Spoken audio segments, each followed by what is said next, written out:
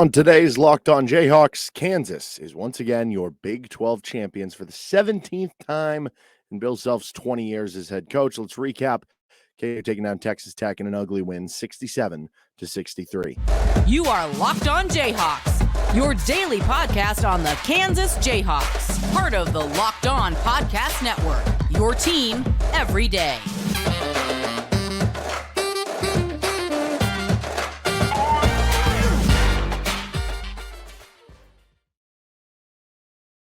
Eric Johnson, you can hear me as well on Rock Chalk Sports Talk Monday through Friday from 3 to 6 on a KLWN in Lawrence.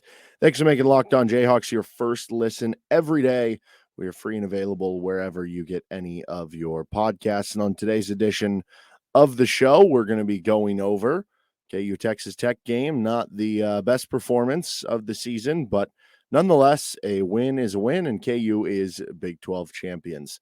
But first, this episode of Locked On Jayhawk to you by FanDuel Sportsbook, the official sportsbook of Locked On. Make every moment more. Visit FanDuel.com/LockedOn today to get started at FanDuel. Kansas wins 67-63 over Texas Tech. And I will say, like we'll start here. You take the wins, you run with them. Conference. I mean, just in general, you do that. But sometimes there can be a bit of a worry if you continually play close games or continually play bad games, because it's going to feel like eventually you're going to get burnt with fire. And there is a little bit of worry for me there, because that's now describing the last 3 games for KU. But I think, maybe some of this has to do a bit with the pressure. Like, this kind of happened last year too. KU had to limp to the finish line with close wins over TCU and Texas. And it also matters that your opponents you're playing in the last 2 games are fighting tooth and nail to get to the NCAA tournament. And those are still good teams. Like, we're talking about on RCST yesterday. If you went back to February 10th up till yesterday on Bart Torvik, Texas Tech was the number 16 team in the country. Like, they were playing really good basketball. So a team playing really good basketball, team fighting tooth and nail for everything they could get. And you just couldn't make shots. Like, kind of the opposite of the West Virginia game. And honestly, it's a good thing those 2 games turned out how they did. The West Virginia game, Kansas made shots. They had to. The defense wasn't as good. In the TCU game, you didn't really make shots, but you held them down. In this game, you didn't make shots, but you held them down. If you would have switched not making shots for the West Virginia game, you lose that game. So it kind of worked out in the end, but ugly, ugly game. I think I said after the TCU game, it was beautifully ugly. That there was something beautiful about showing that you could win an ugly game by uglying it up for the other team. And I guess there's that same sense in this one, but it's a little different, because it's one thing to do it when you're going on the road against a top 25 opponent. It's another to do it against one of the bottom 2 or 3 teams in the Big 12, where you're expected to win by 9, 10 points, 8 points, I think is what the line closed at. So, and especially when they start to string together more, like I was talking about. But again, if you just want to boil it down, you could just say, well, you just couldn't really shoot. Like, that's going to happen on occasion. I guess better to get that out now than maybe in the NCAA tournament, though. Up until the West Virginia game, as we talked about on the past show, like, Kansas has been struggling shooting the 3 ball for basically a 6-game run. And now you look at like 7 of the last 8 games, kind of struggled shooting the 3. Is that worrisome? Are they getting tired legs because the starters are playing so much? I don't know. You hope that's not the case, but you went just 5 of 23 from 3-point range, shot just 39% from the floor. And yeah, you could like point out certain things that weren't great for KU in the game. Like, rebounding wasn't great. You were basically walled off completely from getting any offensive rebounds. AMAC did an unbelievable job. He had 18 rebounds. Kansas had just 4 offensive rebounds, which, they're not an elite offensive rebounding team, but we're used to seeing them get more than that. Tech had 10, which isn't like an insane number, but, again, it's not like an unbelievable number, but it certainly is more than your 4. So you could say, well, they did a better job on the offensive glass. But again, that's still not a giant number. And yeah, you could say, well, Kansas only forced 10 turnovers against Texas Tech. Like, that's not a huge number that Texas Tech had, but Kansas had just 5. So it's not like you had a big turnover game. It's not like you allowed them to have, 15, 20 offensive rebounds or something like that. KU got the shots they wanted too. They got to spots they wanted. They got open threes. They got Grady Dick open for three a good amount of time. They had some open mid-range shots even. It was just poor shooting. That's kind of what it just boils down to. So you kind of just take the win and run. I mean, you win the Big 12. You get by a scrappy Texas Tech team who's fighting for their life right now. You, I'm sure, felt the extra pressure of having to win that game to win the Big 12. You want to share the Big 12. Now you hope Texas loses and or you beat them down in Austin to secure the league outright. But big picture, when this team was sitting at 6-4, and you were, 2 games back of the lead of the Big 12, if I would have told you that they would win the league at that point, you wouldn't still have been shocked, because we've seen it before where KU teams have come back from deficits and have worked their way back into play. And you're never going to count out Kansas. You're never going to count out Bill Self teams. And even at that point, they were still like a top 10 team in the country. But I don't know if you would have thought that, like, if I would have told you that they would have clinched the conference, I don't know if you would have thought it would have been with 1 game to go. You probably would have thought they would have had to win that game in Austin at that point, down 2 games to go to clinch the conference. And if Texas does lose the game tonight against TCU, you would clinch the conference outright. You definitely would not have thought that Kansas would have a chance to win the Big 12 outright before even they get to that last game at Texas. It's been a pretty remarkable run of turning things around here for KU. They are on a bit of a roll, even though some of these past few games have been a bit uglier than normal. I'm curious to see what they look like in the game against Texas, because, to be clear, like, I don't think they're really going to rest anybody, but I guess that could be a question if Texas loses tonight and the game doesn't technically matter for KU. But I know Bill Self doesn't operate that way, so I'd expect everybody to play. But you go into the Texas game, if Texas does lose to TCU, and at that point you would have clinched the conference outright, I almost am even more curious what Kansas would play like without expectations, without pressure on their back. Because even if they do win, you're sitting there going, "Oh, at least we win the conference." But you still know, like, hey, we got to win this to win it outright. Like, there's still pressure there. If there's no pressure attached to them, I could see them, winning the game by a really impressive feat that they put on, because you don't have to worry about that pressure that maybe has gotten to them a little bit these past few games that they've still been able to get through, but maybe that adds to it a little bit. Now, as far as the aftermath, you have the senior day speeches. Kevin McCullar certainly had the crowd getting emotional with his talk about his family and everything, with Jalen Wilson just thanking everybody. That was kind of a funny aftermath of the post game. Christian Brown was like, "You took too long." Jalen was like, "You just wish you had one of these." Kind of a funny exchange between those two KU players. But in the end, not a pretty game. Certainly you don't want those to continue, which they kind of are right now. A little bit worrisome, but your Big 12 champs, who cares? Throws that to the side, and you won the game 67-63. We're going to get on to our GOATs of the game in just a second here, but first, this episode of Jayhawks is brought to you by FanDuel Sportsbook.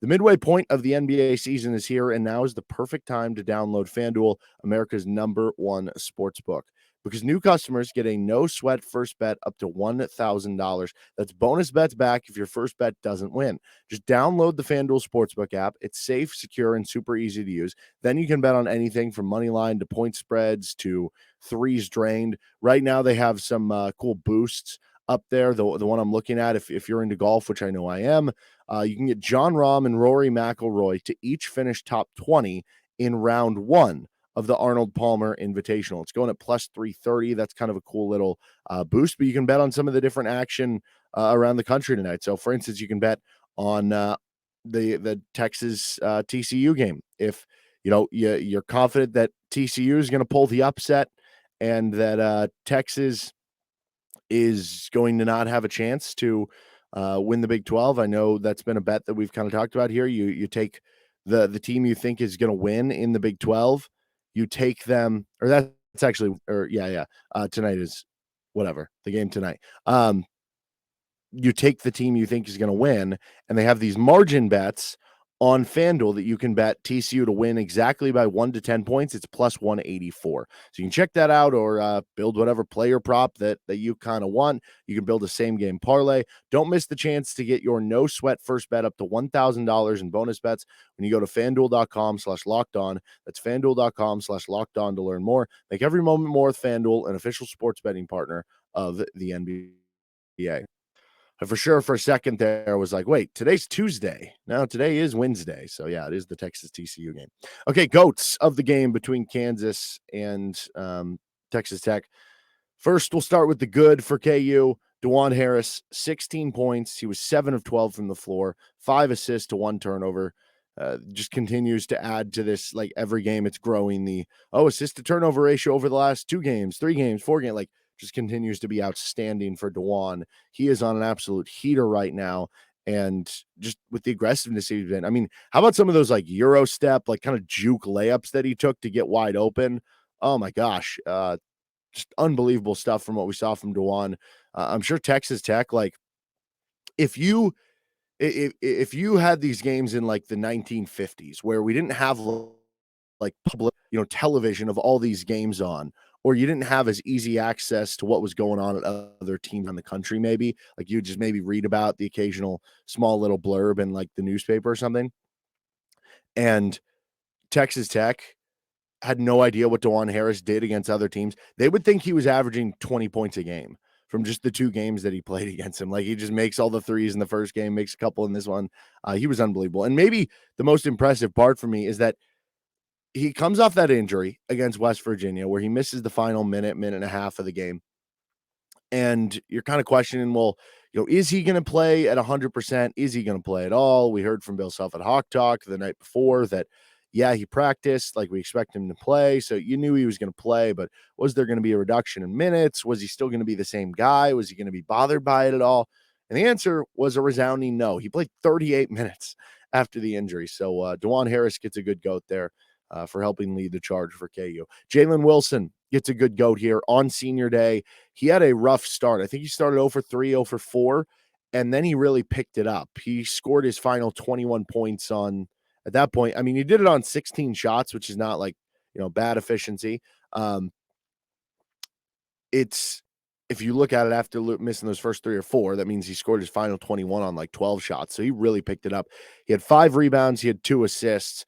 But he really just grinded through for you. Second half, I don't think he missed from the free throw line, which was obviously very important.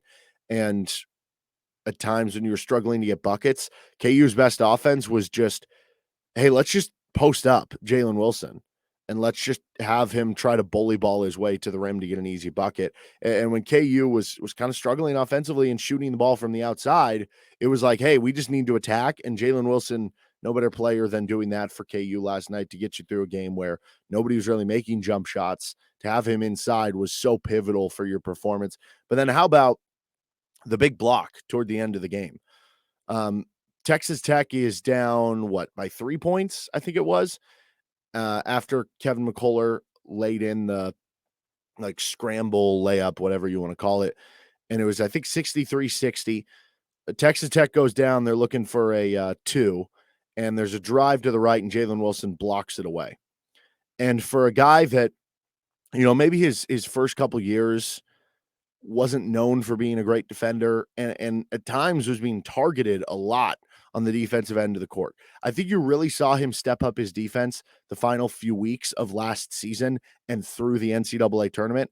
And we've seen him this year, maybe be a guy who early last season was, I don't know, like maybe a below average defender, to all of a sudden this season at different points, he's been an average to above average defender. And for a guy who, carries as big of a load as he does offensively, like you're not going to ask that guy to be your number one defender. Like that is so rare for that to happen.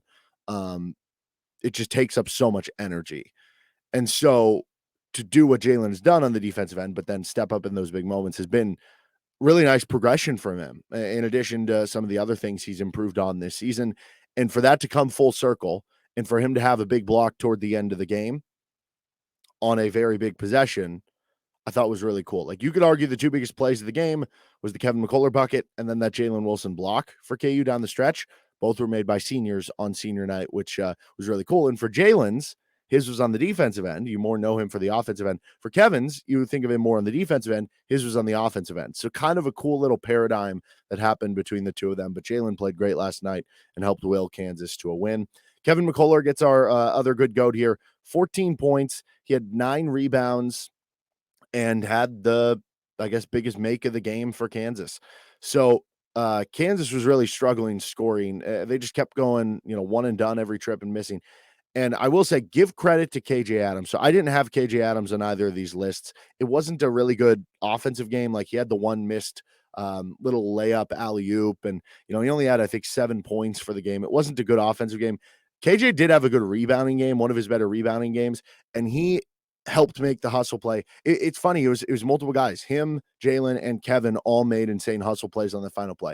KJ just got his nose in there just to make it a contested rebound at all. Then Jalen came over when O'Banner was trying to pass it out and made it a kind of deflected, contested, whatever you want to call it, pass that forced it into the middle. And then there was the loose ball, and Kevin McCullar ends up getting to it. I know Tech fans want to argue it's a foul. I will just say that for majority of time when there was a loose ball, officials let the two teams basically commit murder on each other. Is it right? Probably not, but they never call that in general. So that's probably why that happened. But I do think when you look at the angle from the side, it looks like it could be a foul. When you look at it from the back, like the baseline view, it doesn't really look like one. But anyway, that's neither here nor there. It was an unbelievable effort play by Kevin McCullar, and to do it against his former school on senior night was probably very special for him. And to come up with that layup when KU was in a rut and just could not find a way to put the ball through the hoop. But he was obviously, again, great again defensively, getting rebounds for you. He got to 12 points with, I want to say, like the 10-minute mark in the second half. And that put him exactly 1 point away from getting 1,000 in his career. And then he missed a couple layups. He missed like a wide open mid-range shot. And then he comes up with that big one. So not only did it basically help win KU the game, beat his former team, get him a win on senior night, it got him over 1,000 points, which was pretty cool there for Kevin. All right, we're going to finish up with our bad goats of the game with Locked On Jayhawks. So I think just 3-point shooting in general needs to go up there. 5 of 23 for the game for KU. Grady Dick certainly probably singled out here for the bad goat on the 3-point shooting. He was 0 for 5 from 3. He was 0 for 7 from the floor. Offensively, Grady had a bad game. I will say, to Grady's credit, I didn't think this was because we've seen some games where Grady maybe has struggled a bit defensively. I didn't think this was a game where he struggled defensively. I mean, despite him going 0 for 7 and 0 for 5, typically if that were to happen and he were to be struggling defensively, because he's a freshman, there's going to be some games he struggles, some games he plays well, and there has been some games he's played well there, then you might only play, high 20s minutes. But I think what showed in his other entities of the game, which he had 5 rebounds and 4 assists. Again, he wasn't like a negative defensively, is the fact that he did play like 35 minutes. Like, that showed you Bill Self viewed it as, no, he's still impacting the game in positives in some other ways. And also, like, his gravity of being on the floor, even if he is 0 of 7, they're still going to guard him like he is Grady Dick, because he's Grady Dick, right? He can get hot at any moment here. So, I mean, that would show up on the bad goats for his shooting performance. He did make 4 clutch free throws for you, though. That deserves notice. And I didn't want to put Grady on here as a whole in general because of 5 rebounds and 4 assists and, being on the floor 35 minutes and hitting those 4 clutch free throws. But if we just single it out to the shooting for KU and the shooting from 3 and Grady Dick shooting from 3, yeah, that's bad goat stuff from what you saw last night. So clearly you need to get him going again. You don't expect that to happen again. They were open looks. Sometimes shooters are just going to have a bad game. You just hope that doesn't pop up in the wrong moment. Bench guards after those first 3 get a bad goat here.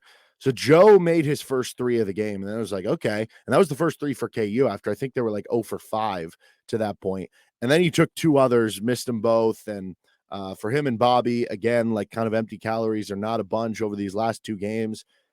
Outside of that made 3, Bobby and Joe combined for 0 and 3. But even if you include the made 3, here's the total for the stat line for the 2 of them with Joe Yesufu and Bobby Pettiford. 12 minutes, 3 points, 1 of 4 from the floor, 0 assists, 2 fouls. And you, in a game that Dajuan Harris was coming off that ankle injury, didn't really provide enough trust for Dajuan to be on the bench for longer for Bill Self. That wasn't totally ideal. Probably not the most horrible game off the bench for those two. But again, these are stacking up. Like, you need to get more from these bench guards, and we kind of say it after every game. There's that, one every two, one every 3 games where maybe one of the two like performs something, but it's just not been consistent enough for KU headed into the Big 12 tournament next week. Now, you figured it out last year with Remy Martin, like in the Big 12 tournament. This is different because the ceiling of what Remy Martin was last year is different than what the ceiling of Bobby and Joe is this year. But, I guess you could point to it and say, well, maybe they'll finally figure it out during that week of the season. Last bad goat here, execution down the stretch versus Tech. You almost blew both games against Texas Tech. You were up, 8 or 9 points in Lubbock with 2.5 to go, and you almost lost the game. This game, you got up, 58-51, and then it was like 61-55, and you just couldn't put it away because you couldn't score a bucket toward the end of the game. And so Dajuan, he hit a layup to put KU up 58-51. That was with 4:49 to go. Here is KU's offense, their ending shot, possession, whatever you want to call it, between that made layup with 4:49 and until Kevin McCullar got that loose ball bucket. Missed jumper, 2 made free throws, missed jumper, split free throws, missed 3, missed layup, missed runner, missed layup. That's not ideal. Not ideal down the stretch. That is over a 4-minute stretch to close the game. Or, about 4 minutes. I forget when Kevin laid it in. But about a 4-minute stretch to close the game where you were 0 for 6 from the floor. And what's a little scary is this a bit of a trend? I mean, it didn't happen. You were able to make shots late against West Virginia, but it also happened against TCU lately. Not a trend you want to continue. I don't think it's a trend, to be clear, but, when it happens a couple of times in about a week span, scares you a little bit more. So execution down the stretch, not ideal for Kansas, but they were able to come through because of, I guess, the hustle and effort of what Kevin McCullar did on that final play to just put one through the bottom of the basket. That's going to do it for this episode of Locked On Jayhawks. We'll be back on tomorrow's show examining KU's 1-seed candidacy in terms of, have they locked up a 1 seed? Short answer, yes. Where's their case for the number 1 overall seed? What do they need to do moving forward to kind of clinch that and possibly clinch playing in Kansas City? You can find us wherever you find our show. We're available wherever you get your podcast. You can find us on YouTube. I'm Matt D. Johnson on Twitter. Have a good rest of your day. I'll see you on Rock Chalk Sports Talk later today. Till then, bye.